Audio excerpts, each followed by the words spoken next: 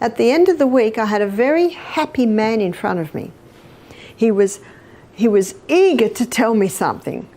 I said, yes. He said, I've had no stomach for 2 days, first time in 25 years. I said, that's good news. And he said, and I've worked out the problem. To me, that was even better news. Because who's the doctor? We are. We are. Hello, I'm Barbara O'Neill. Today, I want to talk to you about something that's so fundamental to life, yet often misunderstood: water. You've probably heard a lot about how important it is to stay hydrated, but there's much more to it than just drinking water. In fact, water is the second most vital element for life, right after oxygen. We can only survive a few minutes without oxygen. But did you know the human body can endure nearly 2 weeks without water? But there's another crucial component that goes hand in hand with water: salt. Together, water and salt maintain the body's delicate balance, ensuring that every cell functions optimally. Dehydration isn't just about a lack of water, it's also about not having the right balance of electrolytes, especially salt. So today, let's explore how water and salt work together to keep your body thriving. As a thank you for joining me today, we're giving away 100 free copies of my best-selling book to our subscribers. So if you haven't yet, hit subscribe, like this video, and comment why you want to win. Now let's get started. Water, the second most vital element needed for life. So the number one vital element needed for life is oxygen. And that's not a surprise, is it? The second most vital element needed for life is water. You can go 3 minutes without oxygen. You can go a couple of weeks without water. I always thought it was 3 days without water until I read a book called The Long Walk about some people who were escaping the Siberian work camp, and they were in the desert and they went nearly 2 weeks without water. Water is the second most vital element needed for life. In fact, where there's no water, you don't usually get people living, do you? I always say to people, how much water do you drink? And these are some of the answers. I don't like water. If I drink water, my feet swell. If I drink water, I'm going to the bathroom all day. Those last two answers tell me that the water's not getting inside the cell. So how do we get the water inside the cell? We have to go to the third most vital element needed for life, and that is sodium. The fourth most vital element needed for life is potassium. So let's go back to sodium. In nature, we find the highest amount of sodium in seawater. And seawater contains 92 minerals. Of those 92 minerals, 30%, approximately 30%, is sodium. Minerals play a fundamental role in how our bodies manage hydration. When we consume natural salts, like those found in Celtic sea salt or Himalayan pink salt, we're getting a blend of essential minerals that support our body's needs. These salts don't just bring sodium, but also offer traces of magnesium, calcium, and over 80 other minerals that support cellular function. With this natural balance, our cells can properly absorb and retain water, which leads to real hydration at a deep level. So it's not just about drinking more water, but about ensuring our bodies have the right tools to utilize it effectively. Now let's unpack how these natural salts work and why they make all the difference. The highest concentration of mineral inside the cell is potassium. The highest concentration outside the cell is sodium. And in this bilayered membrane that is around every cell, there are sodium-potassium pumps. And these sodium-potassium pumps are ever going like this, maintaining the balance between potassium and sodium. But when someone's not eating enough fruits and vegetables, and that's where you get most of your potassium, and they're putting table salt on everything far too much, what happens now is sodium levels rise and potassium levels drop.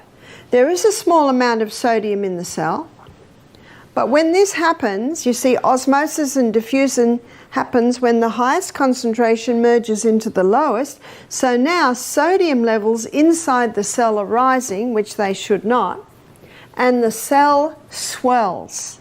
What's that called? High blood pressure. The doctor is right.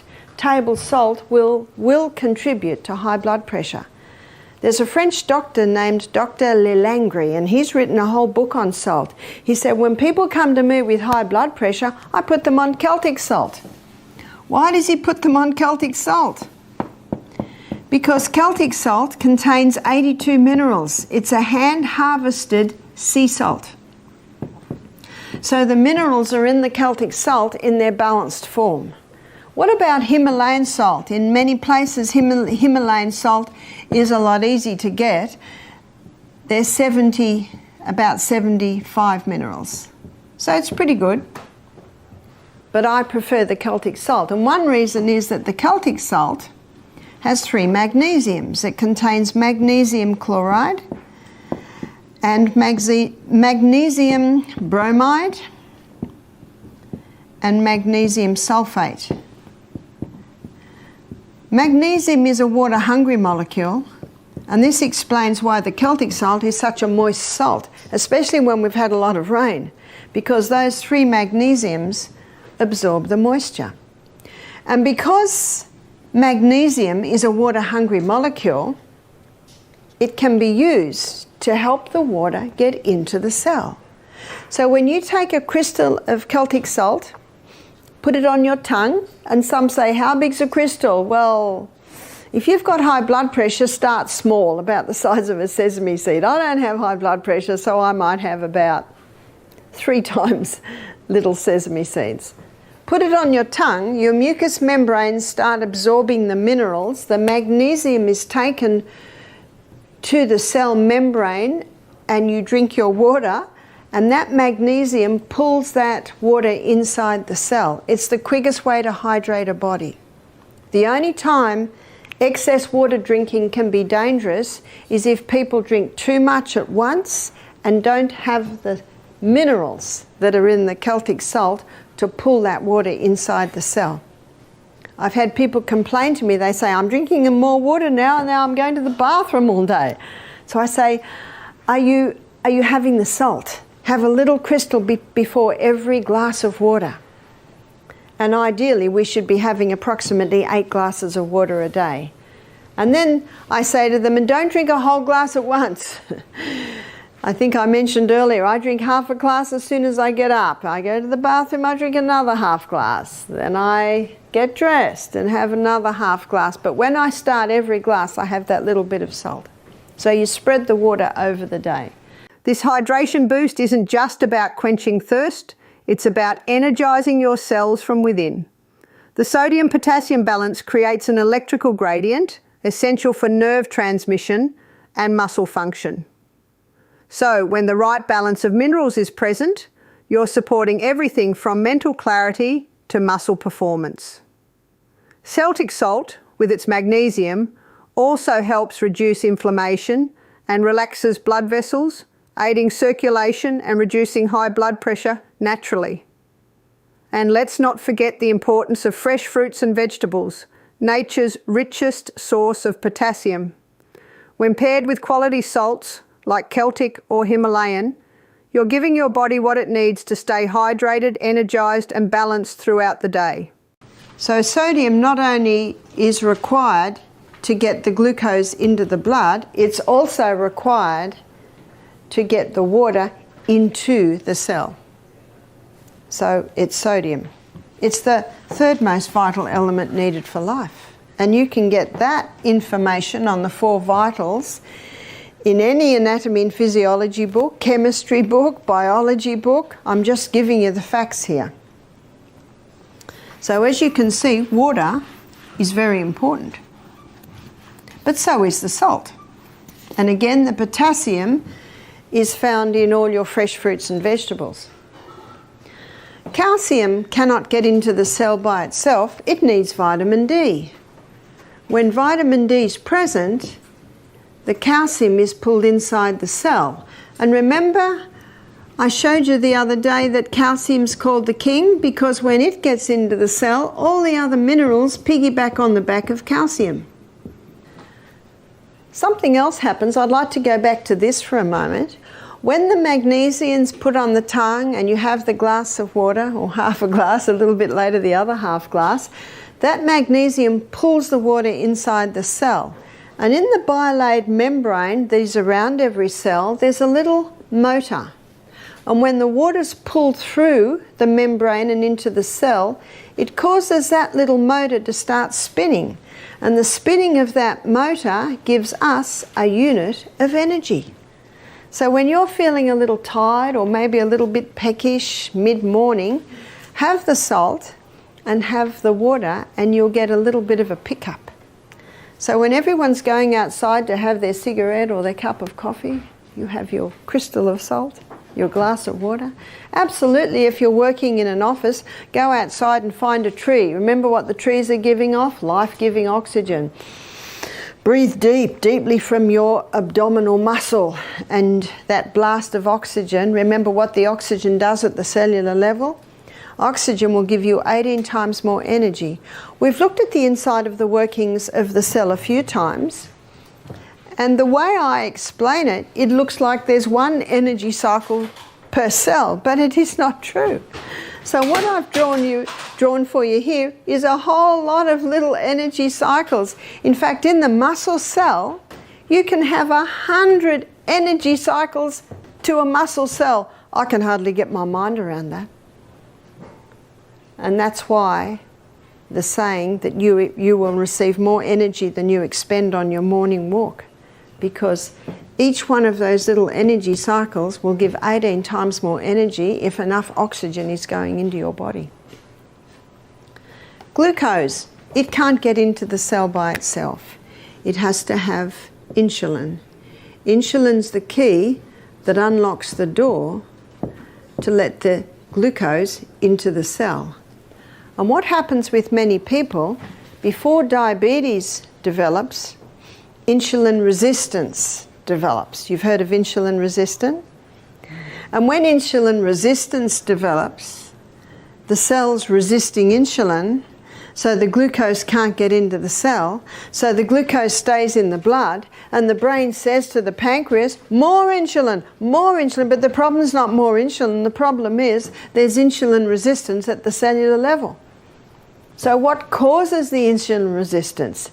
It's the high carbohydrate, high sugar diet. It's just the cell gets to the point where it says, we've got enough, sick of the sight of you. So how to recover from insulin resistance is to get the glucose, those carbohydrates right down, get the fibre up, the good proteins and the healthy fats. That's the best way to recover from insulin resistance. But you just imagine for a moment, and this is happening in America a lot today, people are not drinking enough water, they're not having the whole salt, and they're definitely not having many greens, which is where your magnesium is. So the little bit of water they're having is not getting inside the cell. They don't go out in the sunshine because they're scared of getting skin cancer. So they're not getting their vitamin D, so the calcium can't get in and the minerals can't get in. And they're trying to lose weight, so they've listened to a lot of the media hype that you've got to stop the fat because fat will make you fat. So they're on a high carbohydrate diet. Remember what fat will do? It'll give you satisfaction or a satiation, a full feeling. But if you're not having any fat, you just eat and eat and eat and eat and eat and eat. The whole packet of cookies goes, the whole chips go. There's not a sign in your body that says enough. It's the fibre, protein and the good fats that will give you that sign. When people cut out healthy fats, they're missing a crucial piece for balanced nutrition and lasting energy. Healthy fats, like those from avocados, nuts and olive oil, provide a feeling of fullness that naturally curbs overeating. Without this satiety, people often turn to high carbohydrate foods that only cause quick spikes in blood sugar, leading to cravings and crashes. Couple this with insufficient water intake and the lack of essential minerals like magnesium from greens, and the body is deprived of its basic needs for hydration and nutrient absorption. Low vitamin D from avoiding sunshine further compounds the problem, as calcium and other minerals can't efficiently enter cells. This combination, high carbs, low hydration, no fats and few greens, creates the perfect storm for insulin resistance and weight gain. So let's begin at the mouth. Did you know that in a state of chronic dehydration, too much saliva is produced? Some people think a dry mouth is a sign of dehydration. It is, and too much saliva can be a sign of dehydration.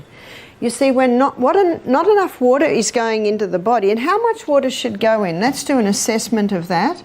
So in our kidneys, we urinate out 1.5 litre loss. Now, a litre is the same as a quart. So I'm probably best, because I'm speaking to an American audience, to say quart loss, 1.5 quart loss. Out of the skin, it can be 0.5 of a quart loss. Out of the colon, 0.3 of a quart loss. And out of the lungs, it's about a 0.2 of a quart loss. So that equals 2.5 quart loss every day. So 2 quarts is 8 cups. So that's 10 glasses, 8-ounce glasses of water a day is lost out of the body. And we have no reserve tank on the back, do we? The only water that's going in is the water we take in. So we should be drinking at least 2 quarts a day. At least, more if possible. Now at the moment, because you're having a steam sauna every day, I wouldn't be surprised if you've got a 0.8 of a quart loss coming out of your skin because you perspire profusely. The other half can come in your fruits and your vegetables, maybe your herb teas, vegetable juice through the day. So that's how much water we need. And Dr. Batman Gehaldi, he showed that the first place that we feel that water loss, if we're not replacing the water, the body goes into a form of drought management, and it releases a hormone to manage this drought management. It's called histamine. And if someone has an allergic response to something, what are they given? Antihistamines. You know the best antihistamine is just water. So the first place that water is taken from to try and maintain full blood volume in the veins and arteries is the lining of the stomach. We have a thick mucosal wall lining the stomach, and so now we've got a very thin mucosal wall. Now in that mucosal wall there's sodium bicarbonate, and the sodium bicarbonate is in the mucosal wall to neutralise any stomach acid that might try and get through, and basically protect against stomach ulcers. So what is a stomach ulcer? It's basically a breakdown of the tissues. Now let me give you a scenario here. It was probably about maybe 20 years ago, a couple of Australian doctors in Western Australia discovered that Helicobacter pylori caused stomach ulcers. You've heard of that theory? When the body becomes dehydrated, the protective mucosal wall in the stomach starts to thin, reducing its ability to shield the stomach lining from harsh acids. This wall contains sodium bicarbonate, which acts as a natural buffer to neutralise stomach acid that might otherwise damage the tissue. Without adequate hydration, this buffering system weakens, leaving the stomach lining vulnerable to erosion and inflammation. This is where problems can arise, especially with the presence of bacteria like Helicobacter pylori, which Australian doctors discovered is a major cause of stomach ulcers. In a dehydrated state, with an insufficient protective barrier, the risk of ulcer development increases. Regular hydration is essential for maintaining this defence, showing once again how crucial water is in preventing and managing digestive issues. And we encourage people, of course, to drink water between every juice. At the end of the week, I had a very happy man in front of me. He was eager to tell me something. I said, yes. He said, I've had no stomach for 2 days, first time in 25 years. I said, that's good news. And he said, and I've worked out the problem. To me, that was even better news. Because who's the doctor? We are. We are. I said, what was the problem? He said, I was drinking nothing between meals and I was drinking almost a whole litre of water with every meal. So I want to show you what was happening in his gut.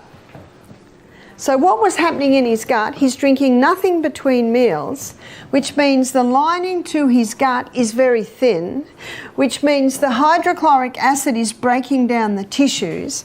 And remember, the bacteria is an opportunist organism. And so what happened is the body started to, its own microorganisms changed role and came to the cleanup team, remember the garbage collectors, and they started to clean up the dead tissue, and their name was called Helicobacter pylori. See why you have to ask why are they there? No wonder they find Helicobacter pylori in every case of stomach ulcer. They're there to clean up the mess. Now, as God would have it, when we smell food and we start to chew food, hydrochloric acid, here's hydrochloric acid is released. And hydrochloric acid connects with pepsinogen to release pepsin, which breaks down protein, but hydrochloric acid does something else. It's antifungal, antibacterial. And so it has the ability to wipe out these guys. And just as hydrochloric acid is considering going down and wiping these guys out, he has a big glass of water.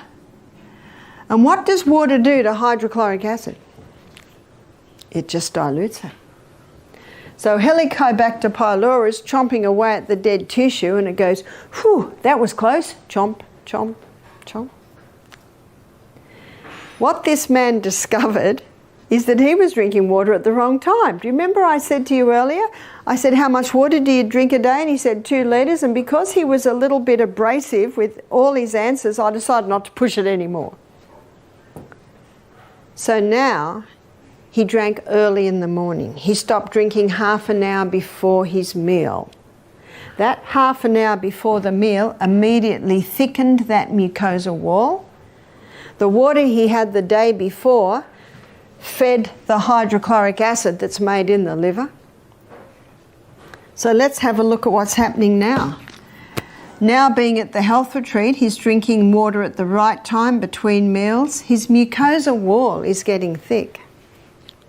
And then when he eats his meal, hydrochloric acid, which is not being watered down anymore, comes down and wipes out Helicobacter pylori.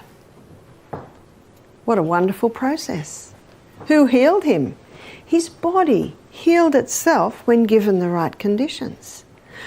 When someone comes to me with Helicobacter pylori, one of the first things I do is increase their hydrochloric acid. Because if you increase the hydrochloric acid, remember what one of its roles is? Antibacterial, anti-yeast, antifungal. Now, I'm not criticising the doctors that discovered that Helicobacter pylori causes stomach ulcer. It is there. It does play a role. But why is it there? Can you see that? And unfortunately, on the board that awards Nobel Prizes, there are representatives from the pharmaceutical companies. So I am not saying people that get Nobel Prizes don't deserve it. Absolutely they do, because of their great work. But I'm just presenting you the facts. I'm just giving you the basic anatomy and physiology. So this man who'd had stomach pain for 25 years found relief by just drinking water at the right time, which allowed his body to heal itself. This man's experience beautifully illustrates how simple timing can dramatically impact our digestion and overall gut health. By encouraging him to drink water between meals instead of during them, I helped him build up his mucosal lining, forming a stronger barrier to protect against hydrochloric acid. Without that barrier, the acid had been damaging his stomach lining, making it susceptible to Helicobacter pylori, which I often call the cleanup crew for damaged tissues. But with a thickened mucosa and undiluted hydrochloric acid, his body could naturally handle H. pylori. It was incredible to see how just drinking water at the right time allowed his body to heal itself. This truly shows how, when given the right conditions, our bodies have an amazing ability to restore balance and health on their own. If you go down the gastrointestinal tract, you come to the pancreas. And the pancreas releases 2 hormones into the blood to help balance blood sugar levels. That's your insulin and your glucagon. But if you're dehydrated, those hormones aren't being made as they should be. So people that are dehydrated, that can be a contributing factor to diabetes. He also discovered that there are hormones released from the pancreas to finalise digestion. So there's pancreatic lipase to finalise starch digestion. Fat digestion. There's pancreatic amylase. That's what finalises starch digestion. There's trypsin and chymotrypsin that finalise protein digestion. Now, they're all made out of water. If you don't have enough water, your digestion will be compromised. At every stage, water is needed for every body function. So no wonder Dr. Beat entitled his book, when a person has a symptom of disease, he says, must be one of the body's many cries for water. That's the title of his book. Our brain cells shrink when they don't have enough water. Headaches are common when we don't have enough water. Negative thought patterns can develop when our brain cells don't have enough water. I can get my hand to go in and out like that without pain because around every joint there's fluid. And that fluid is synovial fluid, and it is 99% water. In a state of dehydration, the body can take some water from there to maintain full blood volume in the major arteries and veins. And so if I have pain in there, maybe it's called arthritis, but actually maybe it's just a state of dehydration. Our eyeball moves around in water. So we need water at every single step. Also, our lungs. Now, at the bottom of our lungs, I'll draw you a small picture of our lungs so that you'll understand this. So here's our lungs here. That's one lung. So your trachea splits and comes down, and then it splits again into little bronchioles. It's quite a process. And then at the end of every bronchiole, looks like a little bunch of grapes, but they're alveoli. So at the end of the bronchioles, you've got the alveoli, and this is where the gaseous exchange takes place. Over every alveoli, there's a little blood capillary network, and it is in that blood capillary network where the oxygen is picked up from the alveoli, and the blood drops the carbon dioxide and we breathe out. In every alveoli, there's a minuscule droplet of water. And because of the surface tension of water, when you breathe out, that little alveoli collapses, which allows all the carbon dioxide, the majority of it, to be breathed out. So that now when you breathe in, you can breathe in more oxygen. In a state of dehydration, that little droplet of water is not as it should be, which means that doesn't totally collapse when you breathe out, which means you can't get your full quota of oxygen. So water is needed for every single body function. I'm going to give you a story of a man that came to our retreat who had 3 main problems. He had chronic headaches, which he took a lot of painkillers for. He had a very congested chest, and also he had terrible lower back pain. Did you know that 75% of weight held in your lower back is held by water? The other percentage, of course, is taken with your ligaments, your muscles. And so a state of dehydration, lower back pain is quite common. So that's what this man had. And when I was consulting with him, I said to him, how much water do you drink a day? He said, oh, I don't drink water. I said, you don't drink water? I said, what do you drink? He said, oh, Coca-Cola, coffee, because he has a lot of painkillers. He was only 44. He was a well-built man, but at 44, his quality of life had gone. So we encouraged him to start drinking more water. Thank you for taking the time to learn about the importance of water and natural salts in supporting your body's health. I hope this video inspires you to make simple changes like drinking water at the right times and choosing quality salts to boost your hydration and overall well-being. If you found this helpful, please subscribe to the channel for more natural health tips and leave your thoughts or questions in the comments below.